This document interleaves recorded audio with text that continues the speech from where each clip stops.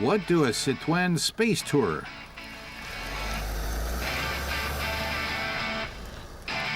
a Toyota ProAce, and a Peugeot Traveller have in common? Lots. Underneath the body, they're the same car, which you can tell when you look at them from behind. Our car tester Andre Zimmerman wonders if a vehicle that three car makers have developed jointly can be flawless. Who knows if that's the case? Manufacturer PSA has put the same diesel engines in the three models. Our test car has a 110 kilowatt engine with a 6-speed manual transmission. It's the best of both worlds. Good driving performance and fuel efficiency. Only 5.3 liters per 100 kilometers, says the maker.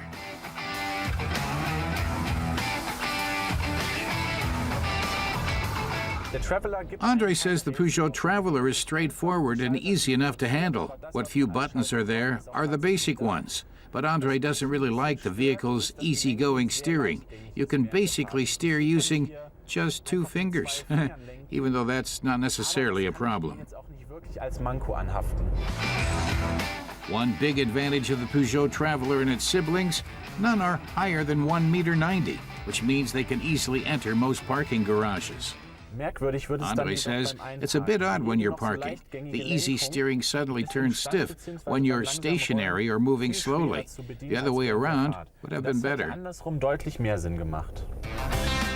A bird's-eye rear-view camera is optional, but because the Traveller only has one rear camera, the picture only loads up bit by bit. Even so, together with the car's parking sensors, it's a great parking aid.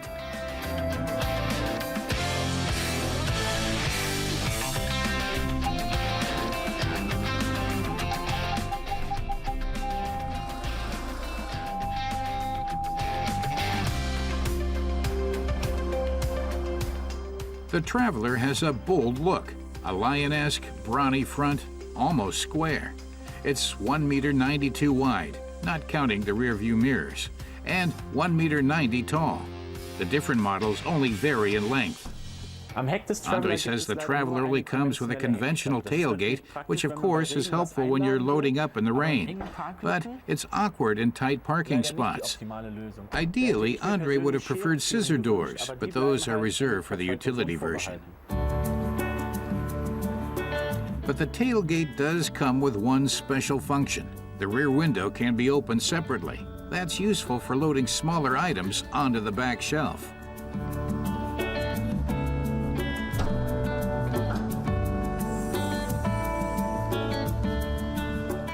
Cargo capacity varies greatly, depending on how many seats are installed.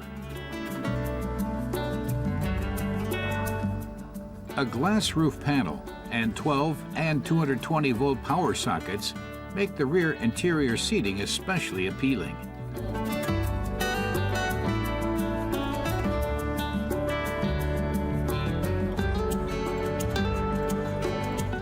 And the front seats come with heating and a massage function. That makes long-haul journeys much more bearable.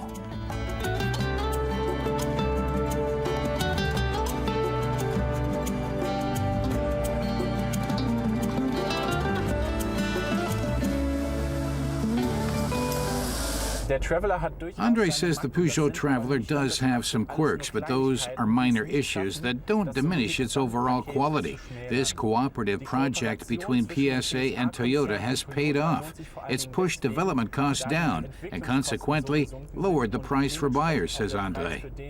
50,000 euros will buy you a very well-equipped car. You can't say that about the star in this segment, the VW T6. That has a downside of its own, so many versions and extras make configuring a T6 a mammoth project.